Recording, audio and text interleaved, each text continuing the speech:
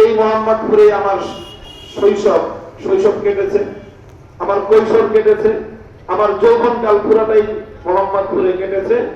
এখন আমি প্রৌঢ়ত্ব বার্ধক্যের প্রথম স্টেজে আছি। 40 বছর এই মাটিতে আমি কেটেছি। আপনারা এখন যেখানে বসে আছেন, যে এলাকায় আপনারা ঘোরাফেরা করতেছেন, আমরা এই এলাকায় যখন আসছি, এখান থেকে ওই 7 মসজিদ ছিল ঢাকার শহরের শেষ ঠিকানা। আর ওখান থেকে পশ্চিম দিকে তাকাইলে মনে হতো বঙ্গোপসাগর। এই সব জায়গা দিয়ে আমাদের ফুটবল খেলতাম এই বেড়িবাঁধের ওই পারে, বেড়িবাঁধ হওয়ার পরে এই পারে। বিকাল বেলায় আমরা ছাত্ররা এসে খেলাধুলা করতাম এই সব এলাকা দিয়ে। এই যে 40 বছর এই মাটিতে, এই এলাকায়, এই পরিবেশে, এখান দিয়ে আমি বড় হয়েছি। এই মাটি এবং মানুষের অনেক সম্পর্ক আমাদের সাথে, অনেক কিছু দেখেছি, অনেক কিছু হতে দেখেছি এই এলাকায়। আমি মনে করি এখন আমার উপর এই এলাকার অনেক হক এবং অধিকার রয়েছে। একটা সন্তান যখন বড় হয়, বাপ মা যখন বুড়া হয়, তখন সন্তানের উপর বাপ মার হক থাকে কিনা? আমি মনে করি 40 বছর মোহাম্মদপুরের মাটি, মোহাম্মদপুরের এই পরিবেশ আমাকে অনেক কিছু দিয়েছে। আলহামদুলিল্লাহ, আপনাদের সকলের দোয়ায় আল্লাহ আমাকে এখন একটা গুরুত্বপূর্ণ জায়গায় আল্লাহ আমাকে পৌঁছে দিয়েছেন। আলহামদুলিল্লাহ, এমপি হই বা না হই, বাংলাদেশ কেউ চালাইতে চাইলে আমাদেরকে জিজ্ঞাসা করে চালাইতে হবে। আল্লাহ সেই জায়গা আমাদেরকে দিয়েছেন। 2021 সালে আমি এমপি ছিলাম না, 2021 সালে আমি এমপি ছিলাম না, মন্ত্রী কিছুই ছিলাম না, কিন্তু তৎকালীন প্রধানমন্ত্রীরও আমাকে নিয়ে মাথা কামাইতে হয়েছে, আমাকে নিয়ে সংসদে দাঁড়ায় কথা বলতে হয়েছে তাকে, আমার বিরুদ্ধে গোটা রাষ্ট্রযন্ত্রকে আমার বিরুদ্ধে মেলায় দিতে হয়েছে। কারণটা কি?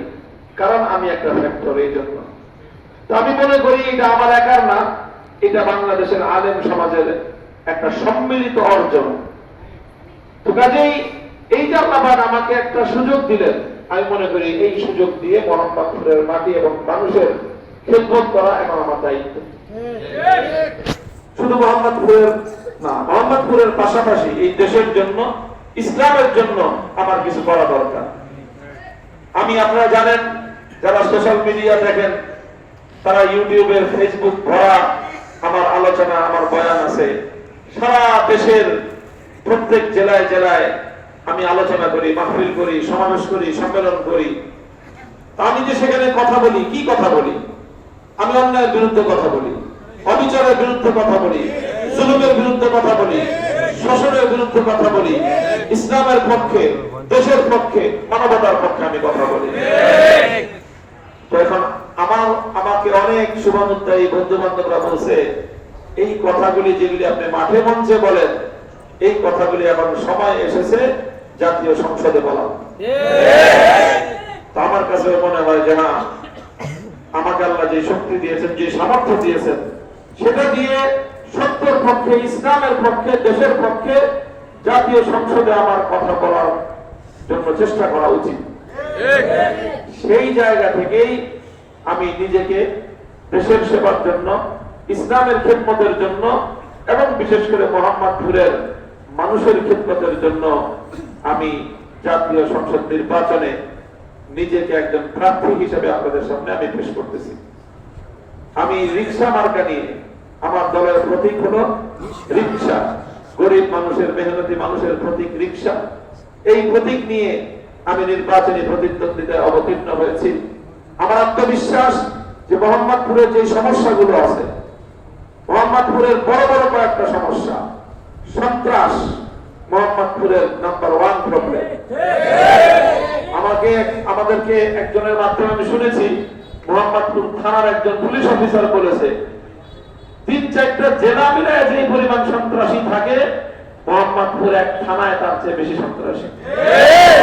মোহাম্মদপুরের মানুষ, ব্যবসায়ীরা চাঁদাবাজি ছাড়া, চাঁদা না দিয়ে ব্যবসা করতে পারে না। নতুন বাড়িঘর যারা বানায়, চাঁদা না দিয়ে বাড়িঘর বানাইতে পারে না।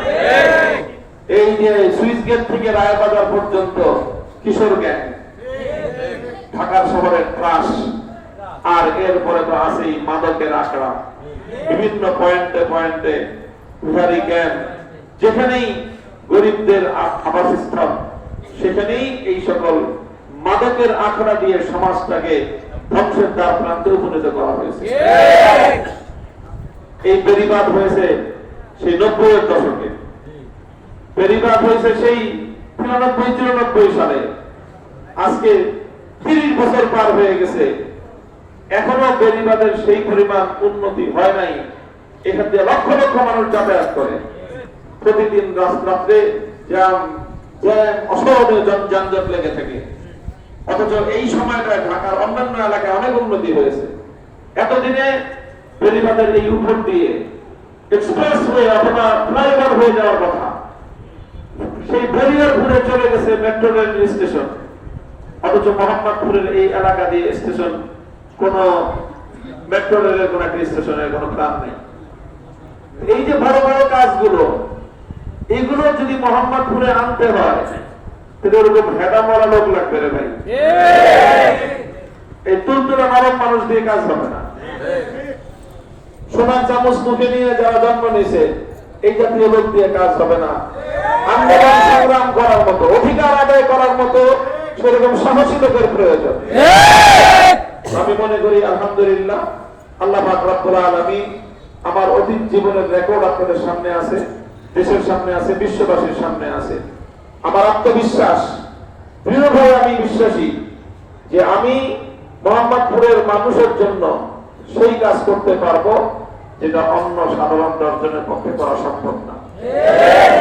ইতিমধ্যে আমি শুনেছি যে সন্ত্রাসী যারা চাঁদাবাজ, তারা যখন শুনছে যে মামুনুল হক এই এলাকা থেকে নির্বাচনে দাঁড়াইতেছে, তাদের ইতিমধ্যে একটা কম্পিটিশন গরম হওয়া শুরু হয়েছে। তারা মনে করতেছে যে এই লোক নির্বাচিত হলে তো সমস্যা, কারণ তো কমিশনও খাবে না, সে চান্দাও খাবে না, সে পার্সেন্টেজও খাবে না। তো যদি রাজনৈতিক নেতা এমপিরা যদি পার্সেন্টেজ না খায়, তাহলে সন্ত্রাসীরা চাঁদাবাজরা চাঁদাবাজি করে সুবিধা করতে পারে না। ইনশাআল্লাহ আমার সে আত্মবিশ্বাস আছে যে 53 বছর আমার বয়স চলতেছে, আলহামদুলিল্লাহ বুকে হাত দিয়ে বলতে পারি কোনদিন একটা হারাম পয়সা ভোগ করিনি।